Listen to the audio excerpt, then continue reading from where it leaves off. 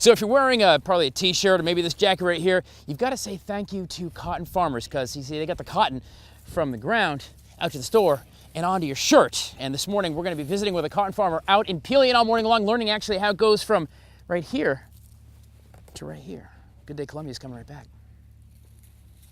Welcome back to Good Day Columbia, the Desperate for Ratings. So we're Tyler's Travels team. We're out in Pelion this morning, and we are at the Delano Kneece Farm. Did I say that right? That is right. There you go. This is Luther, by the way. And you guys obviously are cotton farmers. Right.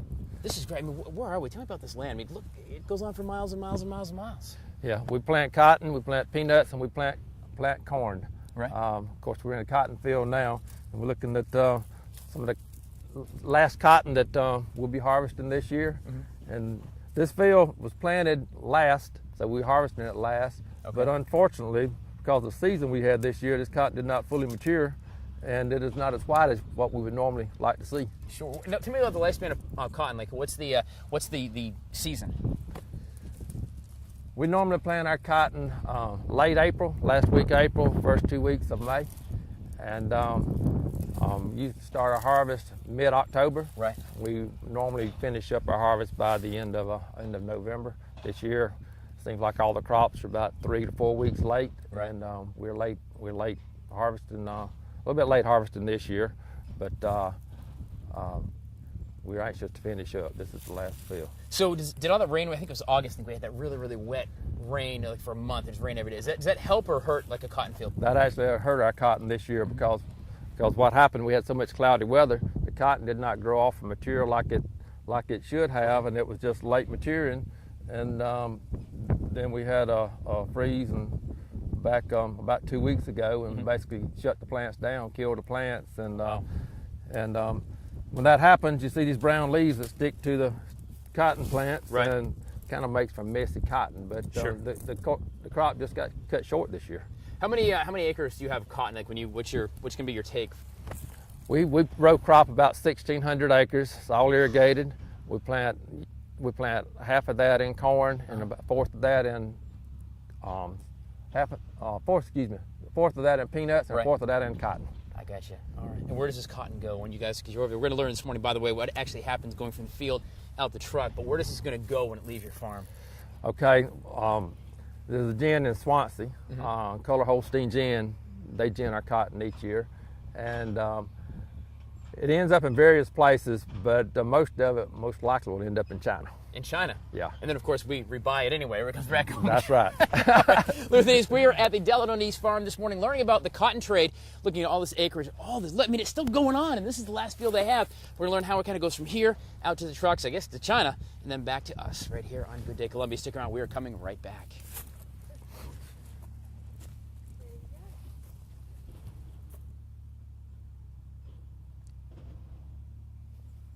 Clear. Beautiful. You know, if you've got 400 acres of cotton you've got to pick, well, your hands will get mighty sore, that is for sure. That's why it's a good thing there's now technology in the farmers and how they get the farming from the fields to us. We're going to explore how this big machine works when Good Day comes right back. So I was doing the math in my head. I was thinking, let's see, 400 acres of cotton, 2 hands, that'd be a whole lot. It's a good thing that farmers nowadays have got some technology on their hands. Luther Kneece, the Delano Kneece Farm out here in Pelion, joins us this morning. And this is a long way from actually having to do it by hand, man, right? Sure is. Good God, what is this beast you got in front of us? Well, this is a cotton picker. Okay. These are the row units that the cotton plants feed into. And these rotating spindles actually remove the cotton bolls from the plant. And as they spin around, once the machine is moving into the field, they're moving much faster. Right. And as they spin around, there's a row of Doppler pads back behind those that knock the cotton off the spindles, and the cotton bolls fall down, and there's air pressure about like a big vacuum cleaner there that blows the cotton bolls up into the basket in the picker. So, and this is kind of like a big, I guess, just a big plow kind of. Just to go through it, just forces the cotton plants plants feed right through this area of the header. Now, how long, with a machine like this, how much can you do in a row? How long would it take you to do 100 acres, say? 100 acres would take us about about 2.5 days. Okay. The days are short, and we can only run about 6 to 7 hours a day at the most. Right, so you run this and you go through the whole process? Right. Can we take a ride in it? Sure can. We're going inside. Tell me, what is this machine? Tell me about what it is. It's a 6-row self-propelled cotton picker. You need to keep your senses up. I mean, you got to listen for everything. Bearings. I mean, you need to listen for any kind of metal going into the head. The weather's got a lot to do with picking cotton. Right. If it's damp and cloudy like this, it doesn't pick quite as well, and you have a lot more trouble in the header. Let's do it.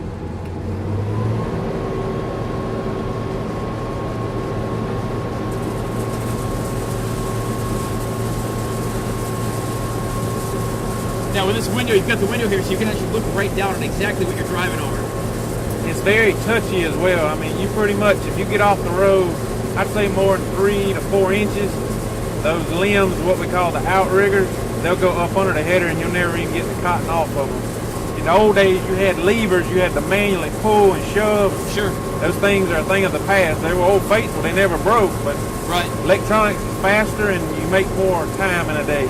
So the technology really is actually helping you guys be more efficient. Yes, definitely. So technology really is going to play into everything you do in the farming and the ag world for sure. I mean, it's still hard work. Don't get me wrong. Ask Dave.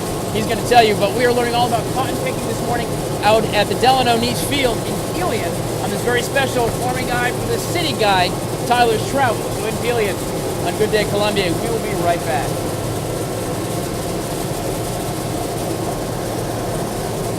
All right, guys, we're talking farming this morning as, it's farming eye for the city guy anyway. Fun fact for you about cotton. Did you know the little seeds inside cotton, they're actually fed to cows and it helps make the milk white. Yeah, there's a little oil in here. How about that? A little fun farming fact for you. We got a lot more like how the cotton gets made and what in the heck this thing is when Good Day Columbia comes right back.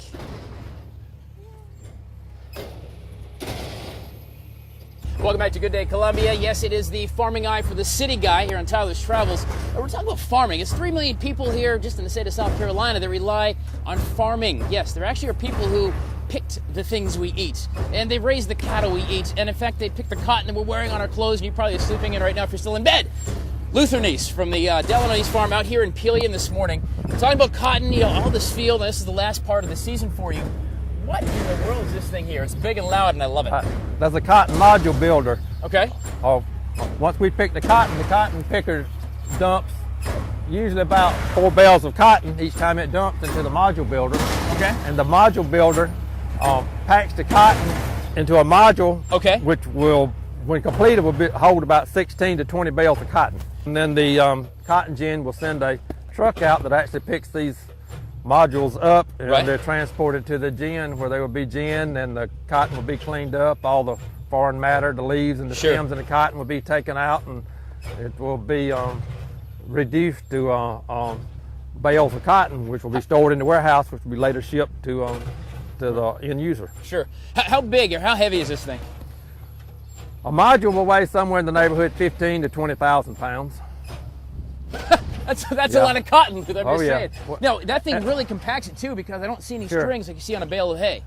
No, it packs it really tight. Right. And like I say, once it's at the gin, not only will the gin clean this cotton up, but they'll remove the cotton seed from the fibers, separate right, the cotton seed from the fibers, so that the seed can be used for livestock food or used for oil. Sure. And of course, the fibers used for clothes and many other uses. Everything else. Yeah.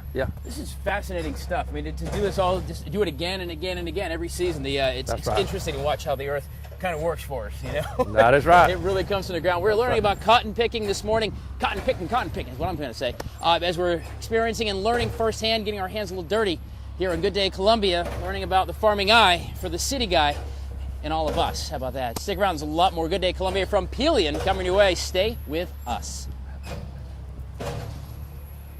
All right, guys, we're continuing our, education for the city guy. Yeah, farming eye for the city guy out here in Pelion at the Delano Kneece Farm. And there's a whole reason we're doing it. It's right in the middle of Farm City Week. We're in it right now. We'll explain that when Good Day Columbia comes right back. Want some corn?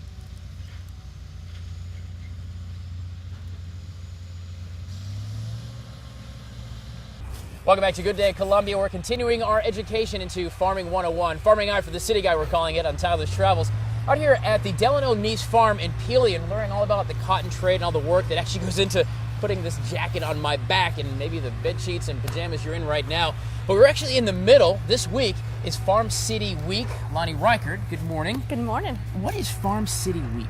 Farm City Week is the Friday before Thanksgiving through Thanksgiving Day. It's nationally recognized. It's a week to celebrate the interdependence between the farm and the city and how we rely on each other, and neither one can survive without the other.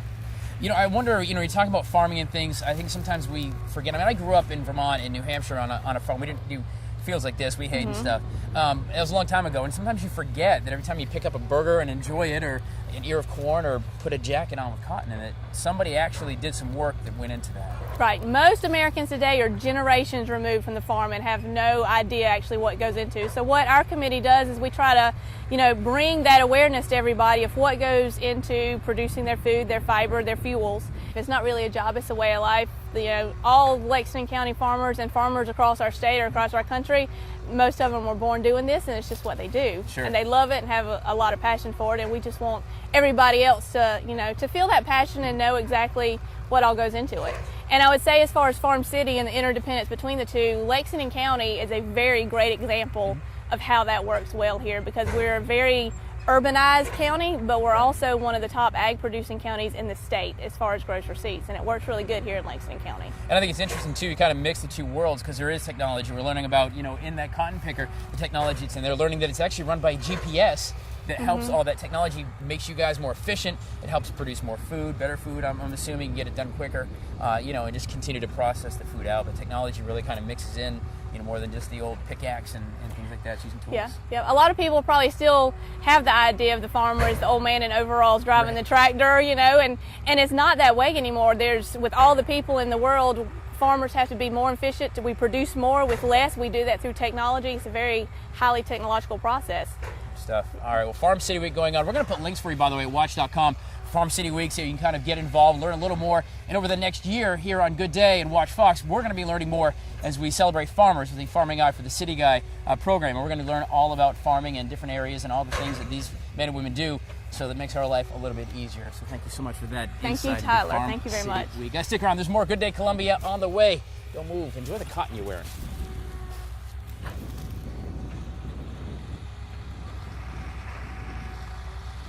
So, you can be a banker, right, and work 9 to 5, or you can be a farmer and work 9 to 5, right? Not so much. Being a farmer isn't really a job, it's a life. We're going to find out exactly the commitment that goes into working the lands, producing something. When Good Day Columbia comes right back. Stay with us. Welcome back to Good Day Columbia, the Tyler's Travels team. We're in Pelion at the Kneece Farm here. It truly is a farming eye for a city guy experience for me. Hanging out with Luther, we've been learning about cotton all the way from the field to how it gets processed and even the technology that goes into it. But one thing I've learned in talking with you and Kane is it's not like a 9 to 5 job. This is your life. It's not even a lifestyle. This is it. No, we have long days. We start early, and we normally do not stop until after the sun goes down. Real late, no right? matter what the weather. It's always long days, and it's not Monday through Friday. It's Monday through Saturday. Sure. We don't work on Sunday, but it's Monday through Saturday. Yeah, that's what Kim was saying. Yeah. And you go to church, of course, on Sundays. Right. He said, I'm thankful for a couple hours on Sunday with the family. And funny thing he said, when we were riding in the truck with him, he said, my wife loves it when it rains because she actually gets to see me. That's right. That's the only thing that slows us down. But there's always work to do that we have on our list for those rainy days. So Right. you never get caught up. There's always work to do. What do you guys do? So once you get this done, a couple of days, you're going to go ahead and harvest all this cotton. Of course, you do peanuts and corn as well out here. Right. So what do you do once this is done? I mean, I know it starts all over again because here comes another season. But Once this last field is harvested, we'll begin sowing our cover crop, preparing the fields for planting in the spring. So we will go in these cotton fields, and we'll go into the corn fields where we will plant peanuts the following spring. Right. We will sow wheat as a cover crop. So we still have 800 acres of cover crops to sow yet before we can wind up the season. So it just never ends. I mean, for you guys, it's just. And the other thing, by the way, you think of a great big staff and a whole bunch of people. There's 3 of you really working all this land. No, we do not have a lot of people working the land, but we have fairly large fields and large equipment, and we can cover cover a lot of acres in a day's time with the people that we have working. You know, it just really blows my mind. You don't really think about when you're buying a Carhartt jacket or ordering a steak at Chili's. You just don't think about you guys sitting out here in the field actually doing this stuff. It just really has been an eye-opener for us this morning, I think. Well, this is where it all begins, and you know, we have to eat. So the farmers grow the food and they grow the fiber. But it's something we enjoy doing. It's got to be in your blood, or it's not a job that you would want to do if it was not in your blood. It's something you really have to enjoy doing. Man, listen, we appreciate the tour, letting us ride along for a few minutes, and certainly appreciate what you do. Makes our lives always more convenient. You guys are out here working hard, so we've got some nice things for sure. I really appreciate you sharing your family business with us. All right, thank you. Guys, stick around. There's going to be a lot more, and check out WACH.com. We'll get you links to AgWorks and, of course, all the great things and all the great farming that goes on here in South Carolina. In fact, across the entire country. You can check out WACH.com. Thanks for joining us here for this very special Farming Eye for the City Guy on A Childler's Travels. Stay with us. We'll be back.